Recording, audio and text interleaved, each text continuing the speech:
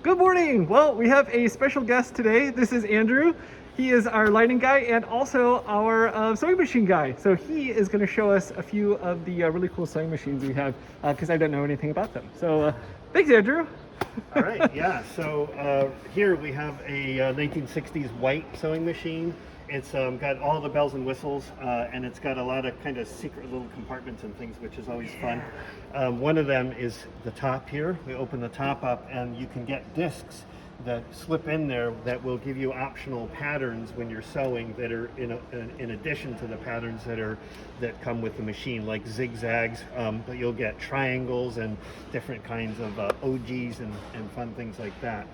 It's got a really interesting light bulb change. It makes it a lot easier to change the light bulb because of the flip up thing. A lot of sewing machines, when you change a light bulb, you get your fingers stuck up in there and it's hard to do. This one has embroidery options here, so you can get rid of the feed dogs, and that makes it so you can move fabric around while you're sewing freehand and draw pictures, basically. This also has a pop-up little hidden bobbin winder off in the corner here. So it's a beautiful machine. It's in really great condition. It looks like it was well cared for and maybe not used that much, so it's a great one for somebody that's looking to sew. The one thing we've had trouble with on this one is it's got the wrong belt on it, so it doesn't run currently, but we were able to sew by hand. It might need a little tune-up, or take it to a shop and oil it up and all of that, but we were able to sew some fabric with it. So this has stitch width settings for zigzag. This is the stitch length setting right here. I don't even know what that one is. So anyway, lots of settings. There are manuals online. A lot of people that talk about these. This also has the Hideaway spool pins, which is nice because a lot of times moving these machines, people bump these and they get dented or broken or bent. So anyway, it's a great machine. It's got a combination of a knee lever, but the pedal will pop out here. I don't know if I can pull the knee lever down. It's in there somewhere. There it is, yeah. But the pedal can pop out and also go on the floor as a foot pedal as well. The wiring did look good, so this one's ready to go. We did plug it in and we ran the motor, so the motor runs, and we ran the light and that works, so it's a good machine. Cool. And how much is it? This one we have 110 on. Again, it's a very low use machine. The top is absolutely beautiful, no scratches or anything. So yeah, it looks like a vintage car. Yeah, it does. Yeah, a lot of the 1960s machines were like that. Yeah. So then we go over here to this 1961 Singer.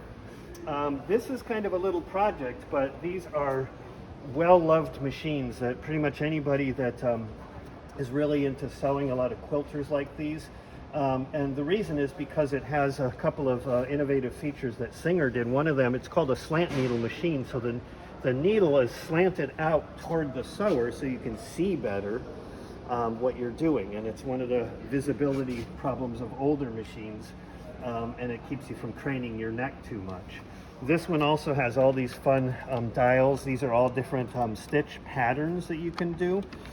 You pull one of them out and move the other one, and then you push this one in to move it. This is the stitch width here. This down here is stitch length. And then we have the magic. This has pop-up pins that are hidden away. This also has fashion discs, and those are available very easily on eBay and places like that. Yeah, you can see all the patterns in here that are available on this machine. And this one sews absolutely beautiful. It's probably one of the best sewing Singers that I've ever run of this model. It does have some problems. That's why I said it's a project, and it's also a fairly low cost.